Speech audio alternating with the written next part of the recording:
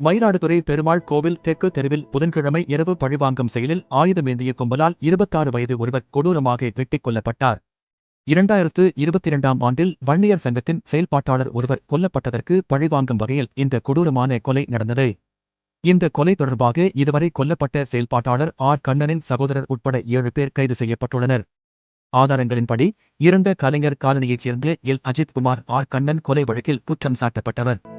ஒரு ஹோட்டலில் கண்ணனுக்கும் கதிரவன் என்ற மின்சார வாரிய ஊழியருக்கும் இடையே கைகலப்பு ஏற்பட்டதைத் தொடர்ந்து இரு பிரிவினருக்கும் இடையே சண்டை தொடங்கியது. வன்னியர் கண்ணன் கதிரவனை தாக்கியதாக கூறப்படுகிறது. இதனால் அவர் குண்டர்கள் சட்டத்தின் கீழ் கைது செய்யப்பட்டார்.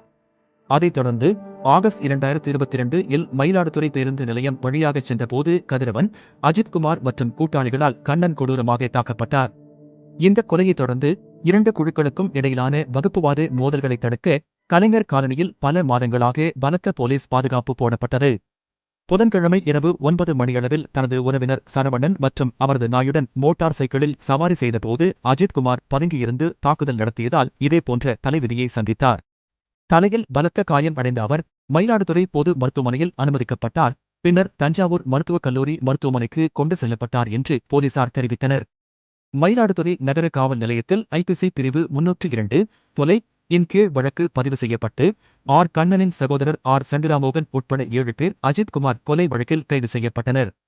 குற்றம் சாட்டப்பட்டவர்கள் மீது ஐபிசி பிரிவு 307 கொலை முயற்சி, 324 ஆபத்தான ஆயுதங்களுடன் தாக்குதல் மற்றும் ஆயுதச் சட்டம் மற்றும் SC/ST வன்கொடுமை தடுப்பு சட்டத்தின் தொடர்புடைய பிரிவுகளின் கீழ் வழக்கு பதிவு செய்யப்பட்டுள்ளது. இந்த சம்பவம் மயிலாடுதுறையில் பதற்றத்தை ஏற்படுத்தியது. இது பரவலான ஆர்ப்பாட்டங்களையும் சாலை தடைகளையும் தூண்டியது. குறிப்பாக விசிகவின் மயிலாடுதுறை மாவட்ட செயலாளர் சிவா மோகன்குமார் போராட்டக்காரர்களில் ஒருவராக இருந்தார். கலவரத்தை தடுக்க அப்பகுதியில் நூற்றுக்கணக்கான போலீசார் குவிக்கப்பட்டுள்ளனர். மயிலாடுதுறை S.P.K. மீனா போராட்டக்காரர்களை சமாதானப்படுத்தி குற்றம் நடந்த இடத்தை விசாரித்தார். Collector A.P. மகாபாரதி. இதன் விளைவாக காந்திஜி சாலை, பட்டமங்கலம் தெரு, கச்சேரி சாலை மற்றும் காமராஜர் பேருந்து நிலையம் அருகே உள்ள நூற்றுக்கணக்கான கடைகள் வன்முறைக்கு அஞ்சி மூடப்பட்டன.